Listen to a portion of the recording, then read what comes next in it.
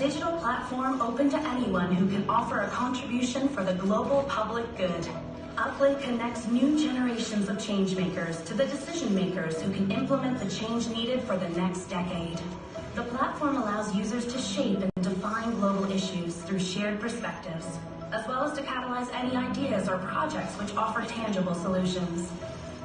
And if you want to shape change, you have to believe in the future. You have to believe in your obligations towards the next generations. So you have to have certain optimism. And it's not only Greta who has something to say.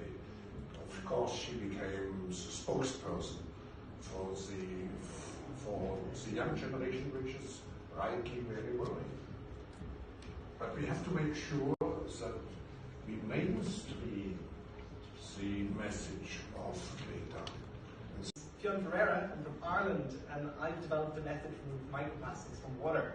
So what started being a very, very small school project where I was combining a couple of home ingredients, a couple of little science experiments grew and grew and grew until a method that can actually be industrially viable to basically magnetize microplastics. So this is a conversation that needs to be had.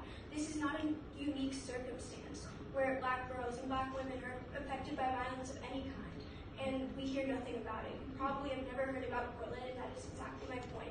So I'm here to represent all of the Black girls and women who feel like their voices aren't heard, and I'd also like to bring light to the privilege that we all have in this room and talk about how we can use that to support other girls. My name is Melati. I'm 19 years old and I'm from Indonesia, Bali.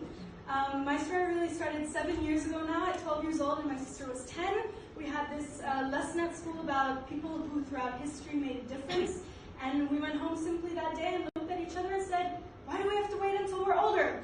You know, we wanted to start now, and in Bali, Indonesia being one of the second largest source of marine plastic pollution, we started an NGO called Bye Bye Plastic Bags, and it was really as simple as that.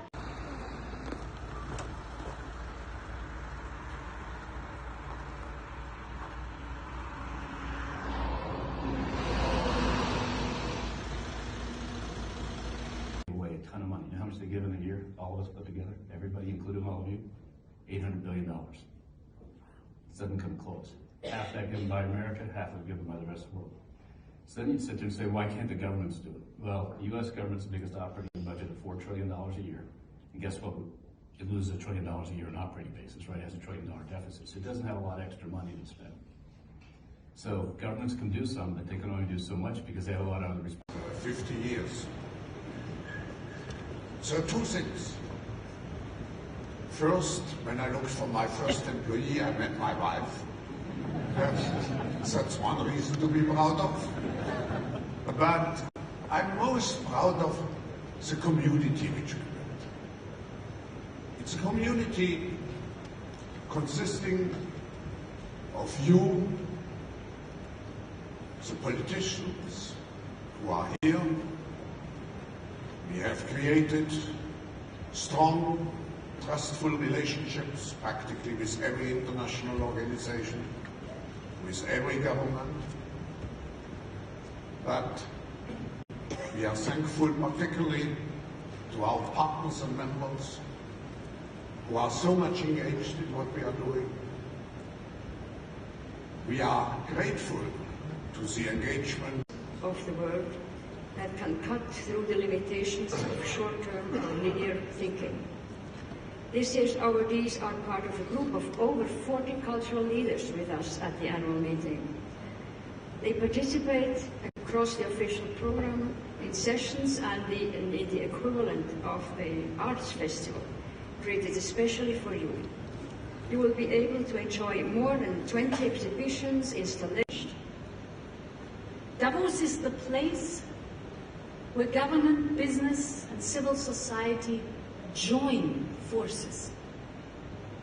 And ladies and gentlemen, traditionally, Davos is a call for action to politicians and CEOs. But to make a truly global impact, we need a broad engagement by everyone. We are all living very dynamic and fast-paced era in time. seems people so fascinated and excited about everyday innovation of our daily lives. But somehow, we're also easy to forget. In a society, as a human being, how to respect, value individual thinking, individual behaving, individuality. When I was a young boy, before reaching the age of 19, my future had been decided by others, by my parents, by my family, by my government, by society. They said, young man, A sister, a friend, a family member, or a colleague. Every 40 seconds, one person dies by suicide somewhere in the world. $1 trillion. That is the estimated impact caused by anxiety and depression on the global economy. 15th February 2014, I vividly remember waking up with a hollow feeling in my stomach. I felt empty and directionless.